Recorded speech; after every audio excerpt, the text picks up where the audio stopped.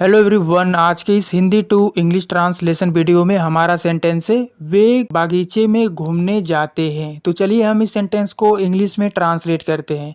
Sentence के अंत में है जाते हैं। यदि सेंटेंस के अंत में क्रिया के साथ ता है, ती है, ते हैं आता है, इस तरह का सेंटेंस होता है प्रेजेंट इंडेफिनिट टेंस का। ये अफर्मेटिव है। प्रेजेंट इंडेफिनिट टेंस के अफर्मेटिव सेंटेंस को इंग्लिश में ट्रांसलेट करने का स्ट्रक्चर, पहले सब्जेक्ट इसमें वे की इंग्लिश दे, उसके बाद हम लिखेंगे वर्ब।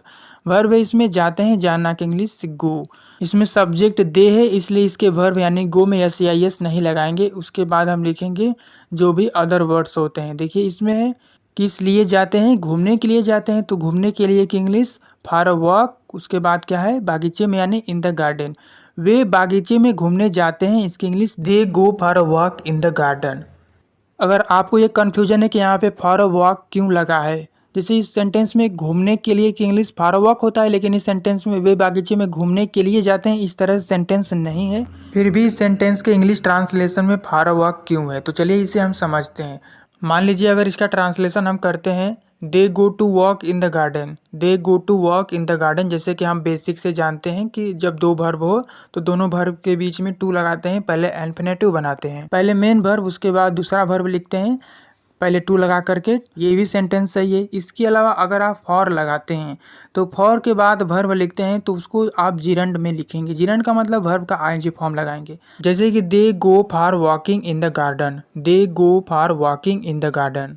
देखिए इस सेंटेंस का ये जो तीनों ट्रांसलेशन है ये तीनों ही सही है, लेकिन हमने पहले ही सेंटेंस को क्यों सही बता रहा हूँ, तो इसमें क्या है कि सेंटेंस के सेंस में थोड़ा बहुत अंतर हो जाता है, डिफरेंस हो जाता है।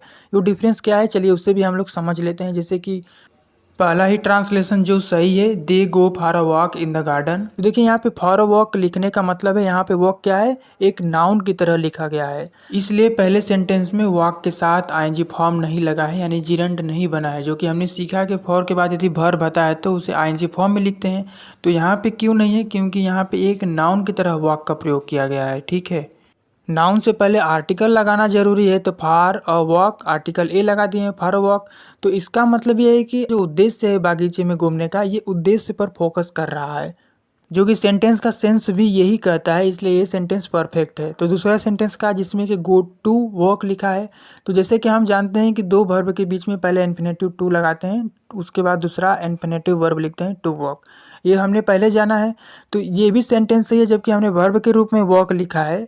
इस सेंटेंस के भी हिंदी यही है, लेकिन इस सेंटेंस का सेंस ये हो जाता है कि यहाँ पे जो उद्देश्य है ये घूमने की क्रिया पर है, क्योंकि यहाँ पे वॉक एक क्रिया के रूप में लिखा गया है, तो उसमें फोकस जाता है कि ये क्रिया है, मतलब घूमने के लिए इस पे ज़्यादा फोकस नहीं जाता है, जाता है कि घूमने की जो क्रिया है, जैसे हम चलते हैं ना, वॉक करते हैं, तो उस पे ज़्यादा फोकस जाता है, जबकि ये ऐसा तो सेंटेंस का सेंस नहीं है।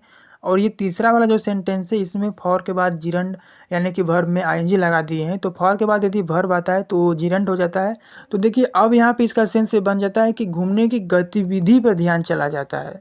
तो जबकि हमारा ये भी सेंस नहीं है, हमारा सेंटेंस है हमारा उद्देश्य है घूमने के लिए, इसलिए ये दोनों सेंटेंस गलत और ये पहला सेंटेंस सही है, जबकि दोनों इन तीनों सेंटेंस की हिंदी एक ही है। आई होप कि मैं जो कहना चाहता हूँ आप समझ गए होंगे। अगर सेंटेंस होता वे प्रतिदिन सुबह बागीचे में घूमने जाते हैं, इसकी English they go for a walk in the garden every morning. अगर यह सेंटेंस नेगेटिव होता जैसे कि वे घूमने नहीं जाते हैं, तो प्रेजेंट इंडेफिनिट के नेगेटिव में हेल्पिंग वर्ब डू या डज लगता है सब्जेक्ट के बाद, फिर नॉट लगाते हैं, तो इसकी English they do not go for walk. क्या वे घूमने जाते हैं, ये क्या से शुरू होने वाला इंट्रोगेटिव सेंटेंस है, तो पहले हेल्पिंग वर्ब ही लिखेंगे do they go for walk. तो दोस्तों मिलते हैं इसी तरह के और भी हिंदी टू इंग्लिश ट्रांसलेशन के नेक्स्ट वीडियो में नए सेंटेंस के साथ। तो चैनल पर नए हैं तो चैनल को सब्सक्राइब कर लीजिए, ताकि आगे भी ऐसे ही हिंदी टू इंग्लिश ट्रांसलेशन की प्रैक्टिस वीडियो आपको मिलती रहे। Thanks for watching.